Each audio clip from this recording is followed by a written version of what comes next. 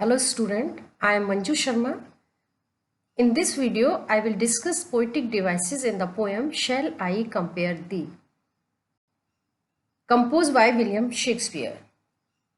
So first, I will discuss what is poetic devices. Poetic devices are a form of literary device used in poetry. A poem is created out of poetic devices composite of structural, grammatical, rhythmic, metrical, verbal and usual elements. So literary devices are a technique that a poet or writer uses to produce a special effect in their writing. So they are essentially tools that a poet uses to create rhythm, enhance a poem's meaning, or intensify a mood or feelings. So hundreds of literary devices have been created.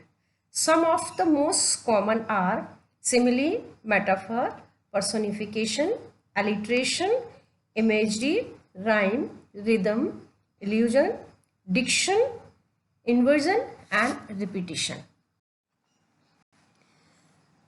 Literary devices used in Shakespeare's sonnet Shall I Compare Thee to a Summer's Day include apostrophe, metaphor, personification, pun, rhyme and rhythm.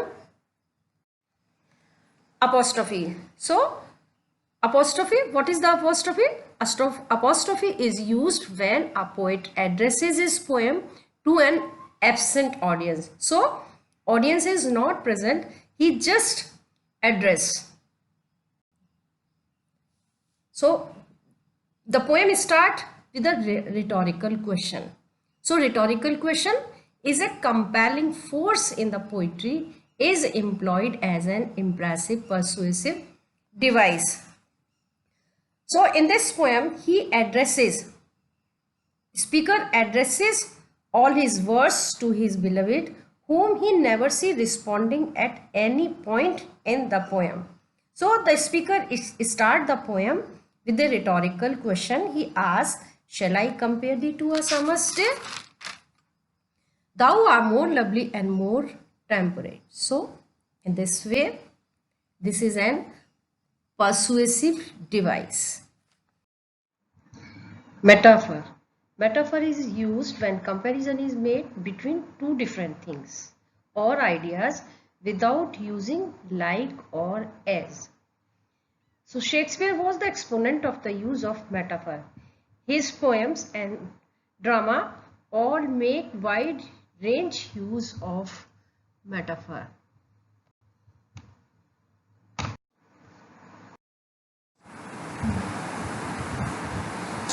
Summer's lease hath all too short a date. Summer is compared to home renter and weather to landlord. So like a home renter, summer has taken out lease on weather for a limited time. And next, eternal summer. So eternal summer, this is a metaphor for his beloved, and beloved's life is described in a metaphor as a summer, as an eternal summer. His beauty will be lasting, his beauty will be eternal and permanent. Next, lines to time. This is a metaphor for poetry which will save the beloved from death and effect of time. Personification. So personification is attributing human characteristic to non-human or abstract ideas. So the example of personification in the poem is rough winds. So rough winds, they are personified and they do or they behave like a human beings. So rough winds, what do? They do shake. They shake the darling or the lovely birds of summer. So like a human being, they are able to shake the birds and birds can be darling. So these words are often applied to the human action. Summer's lease. Summer's lease is a more obvious case of personification, as summer cannot take out lease on anything. So, summer is personified as a home renter. And next example of personification in the poem is Eye of Heaven. So, Eye of Heaven is the personification of the sun who is too hot and too dim in the summer, and whose golden complexion is dimmed by clouds. So, he is treated like a human being. Next, eternal summer shall not fade. Here, personification is inverted. Instead of describing nature in human term, the speaker is describing the beloved in term of nature, giving him an eternal summer. So, eternal summer again is personified, nor death. Death is another personification who will not boast of his conquest over life of his beloved. So, these are the example of the personification in the poem. Pun. Pun is usually defined as a play on words centering on a word with more than one meaning. The emphasis on more than one meaning or words that sound alike. So there are the two things. Number one, word with more than a one meaning, and second is words that sound alike.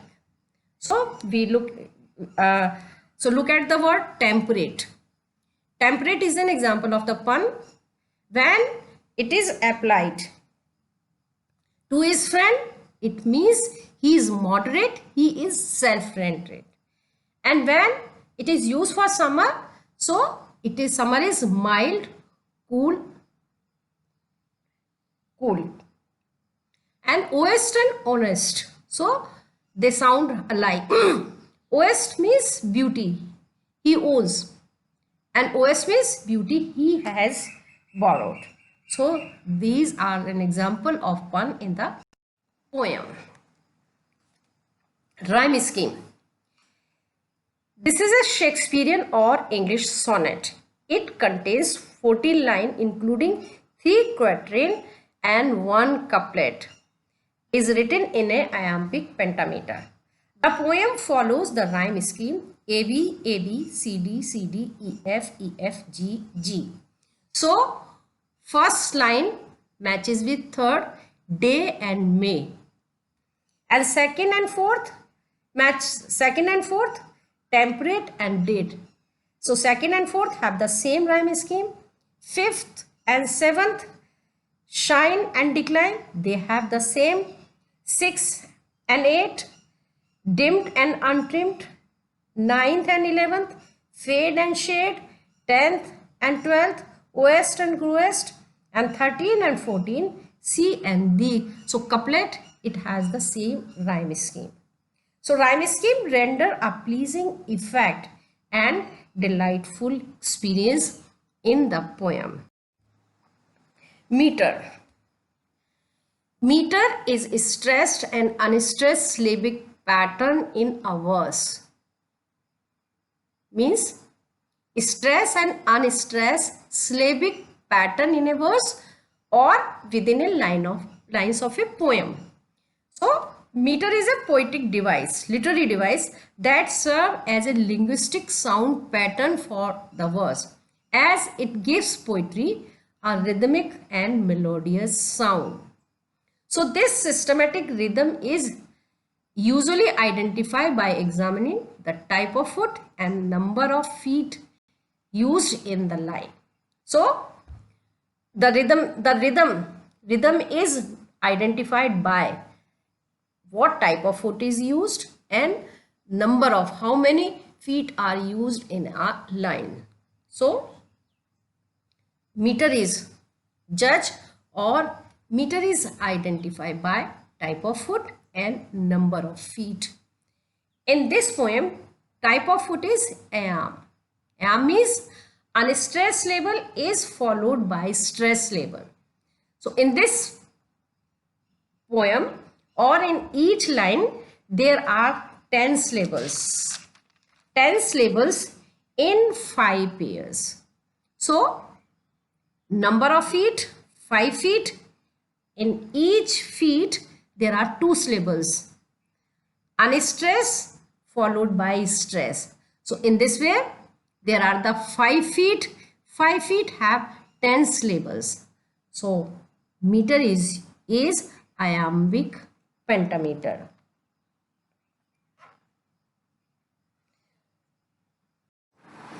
I will analyze the first line for the description of iambic pentameter. Shall I compare the two a summer's day? Shall, unstressed, and I, stress. So, unstressed followed by stress. In second foot, come, unstressed, pair, stress. In the third foot, the unstressed and to stress. In fourth foot, a unstressed, some stress. In the fifth foot, summers, unstressed, day, stress. So there are 5 feet in a line and each foot has unstressed and stressed syllable. Means there are 2 syllable in each foot. So the meter is iambic pentameter. Rise and fall pattern of meter of lines establishes the rhythmical and melodious sound. I hope it is clear to you. So with this I have discussed literary or poetic devices in the poem. Thank you and I hope you will like this video.